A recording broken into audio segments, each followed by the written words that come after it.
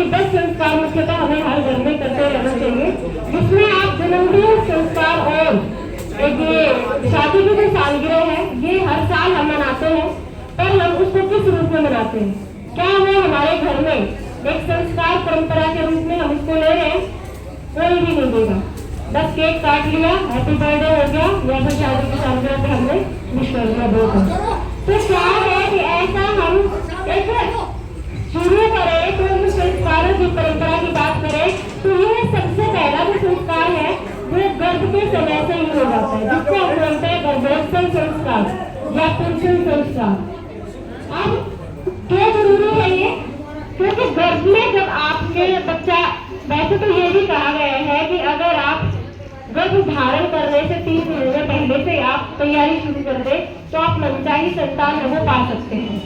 पर चलो अब हो गया तो 3 महीने बाद हमें पहला जो संस्कार है वो गर्भोत्सव संस्कार है, वो हर किसी को कराना चाहिए। तो ऐसे आयोजन यज्ञ के माध्यम से हम गर्भोत्सव संस्कार कर सकते हैं, क्योंकि ये माना जा रहा है कि माना नहीं, ये पूरा साइंटिफिक मतलब हमारे पास प्रूफ है कि अगर माँ जैसा आचार विचार व्यवहार गर्भ के समय से अपना रखेगी, वैसा ही वो एक बच्चे को, स्वस्थ समुन्नत बच्चे को जन्म दे सकती है। 80% यानी 80% बच्चे का विकास है वो गर्भ के समय से ही माँ कर सकती है। तो देखिए कितनी बड़ा काम है और कितनी बड़ी जिम्मेदारी है वो माँ पर होती है। तो क्या हमें इन बातों का पता है? नहीं पता, और ऐसे ही एक्सीडेंटली हमारे बच्चे आ जाते हैं। तो हमें करना क्या है? अब मैं छोटा सा ही आपको बताऊंगी, हमारी जो ये कोई नई बातें नहीं, आज अगर हम विदेशों की बात करें तो उसको प्री प्लान करके ही मतलब बच्चे को जैसा चाहे वैसा बनाने का उनको पूरा ज्ञान है। पर हम लोग क्या कर रहे हैं? हम लोग सोचते हैं कि विदेशों को फॉलो करें, नहीं, ये हमारी ही परंपरा है, हमारी प्राचीन काल से चली आ रही परंपरा है। हमारी माता मदालसा का, आप अभिमन्यु का एक एग्जाम्पल देखिए। अभिमन्यु का एग्जाम्पल सभी को पता है, गर्भ से उसने चक्रव्यूह भेदन की कला सीखी थी ना।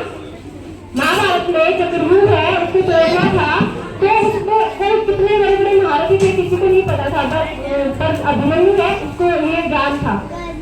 कहाँ से मिला था उसको? जब अर्जुन है सुभद्रा के गर्भ में अभिमन्यु था, तो अर्जुन अपनी पत्नी को उसके बारे में बता रहा था और उसने वो सारा ज्ञान वहीं से लिया था। ऐसे ही माता मदालसा के बारे में भी कहानी आती है, प्राचीन काल की बातें हैं। उन्होंने 4 पुत्रों को जन्म दिया, 3 पुत्रों को उन्होंने ब्रह्मज्ञानी बनाया। फिर जो महाराज थे ऋतुराज, उनको चिंता हुई कि भैया हमारा राजकाज कौन रखेगा। तो इस पर है उन्होंने क्या किया कि चौथे बच्चे को गर्भ के समय से राजनीति का पूरा ज्ञान, विज्ञान है ना, शिक्षा सब उन्होंने गर्भ के समय से देना शुरू कर दिया।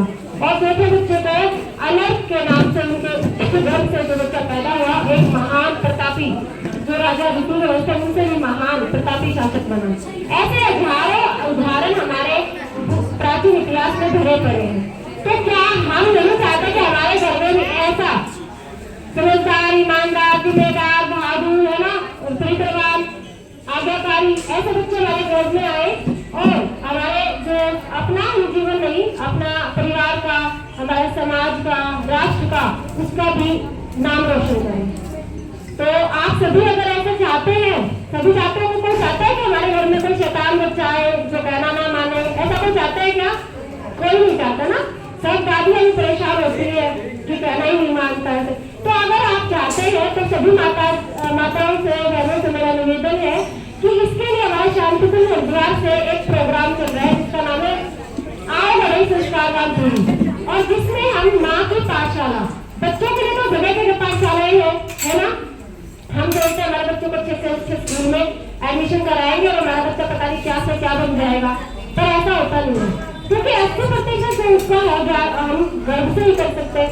तो माँ के लिए पाठशाला हमने रखी है जिसमें सुबह योग ध्यान